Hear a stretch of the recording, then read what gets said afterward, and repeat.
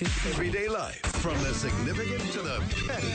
Time now for Christy Gustafson Barletti on 107.7 GNA. The Golden Goose, the KGB Gusta Rhymes. The content queen. She's from the Times Union. Her blogs are among the best. It's Christy. He only says that because he writes them now. It is no, she's the best. It's Christy Gustafson Barletti from the Times Union. Good morning, Christy. How are you today? Good morning, Brian. Good morning, Christy. And good morning, Jess. I am well, thank you. All right. Well, listen.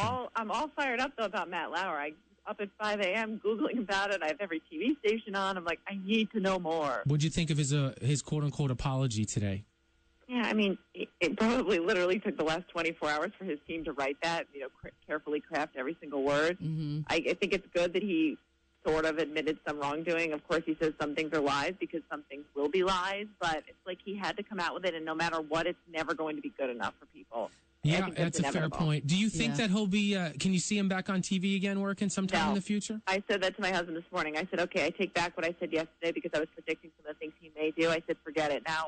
With what came out this morning, I can't imagine anyone. He's so tainted, no one would hire him. Yeah, but time heals all wounds. I mean, and I'm not even convinced that every single viewer of his that loved him, I don't think that they're all convinced that he is wrong and he did anything wrong. And as long as Matt Lauer kind of keeps that gray area going where he's not really admitting it, but he is saying he's sorry, there are people that are going to still maintain that he's got some credibility. I think he's going to be working again in 2 years. We'll see what happens. With that being said, I thought your poll yesterday about harassment in the workplace was really, really interesting.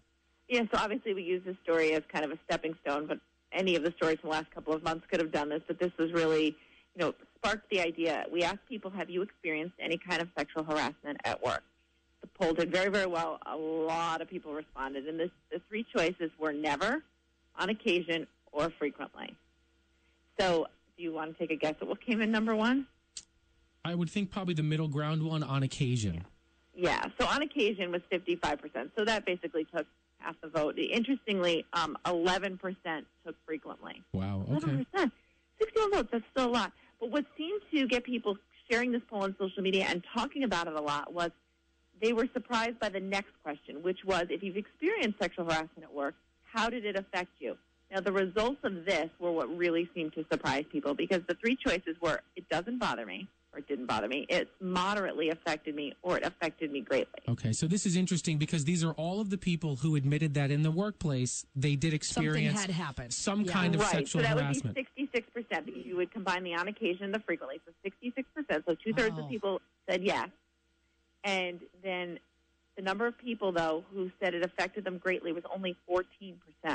Okay, so of the people who have experienced harassment, 15% said it affected them greatly. 14% said it affected them greatly, which is interesting because obviously with the whole Me Too campaign, we saw a lot of stories and people really talked about how it affected them. Now, I think even more, hang on one second, because I think even more interesting than that is more than 1 out of 3 people who experienced harassment in the workplace said it didn't even bother them at all. Right. Yeah, that we don't know the level of that, but even a little bit of sexual harassment, to put it a different way, but even a little bit, should have affected some. Right, because I know that Jess, and I know that Jess, you've admitted that you've experienced it. Yep. And you didn't get into how much, and it's nobody's business.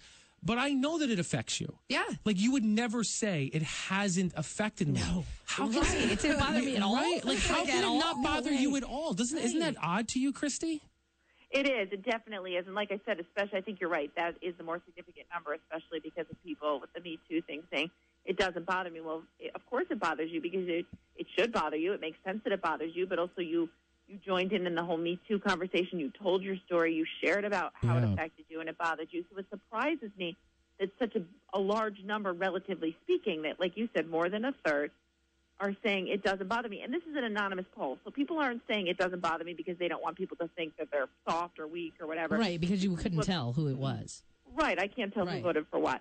So it's really just a matter of these are people who truly feel it didn't bother them. Yeah. Have you ever experienced anything at work?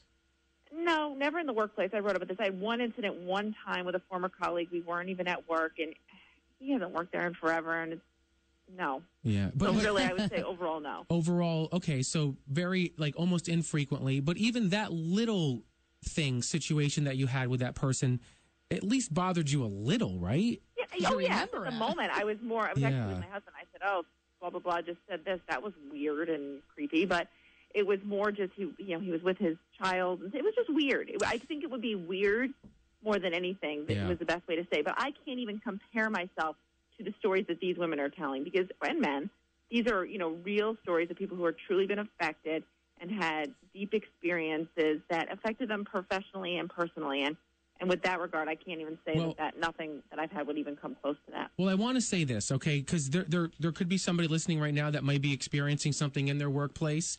And, I think with people talking about it, it may give them whatever is needed, a push or maybe a voice to step up. And I know that a lot of your readers, Christy, shared some very personal stories with you. Yeah. And I do recommend Christy Gustafson Barletti, Times Union. Check out the Facebook page, read some of the comments. And, you may read something and think, wow, okay, what I didn't think was a big deal really is a big deal, and I'm going to do something about it. And I think that'd be a pretty good lesson to learn coming out of this segment. And your HR department has to keep that confidential so you can feel kind of comforting that there is someone to talk to. Christy, thank you very much. Go ahead.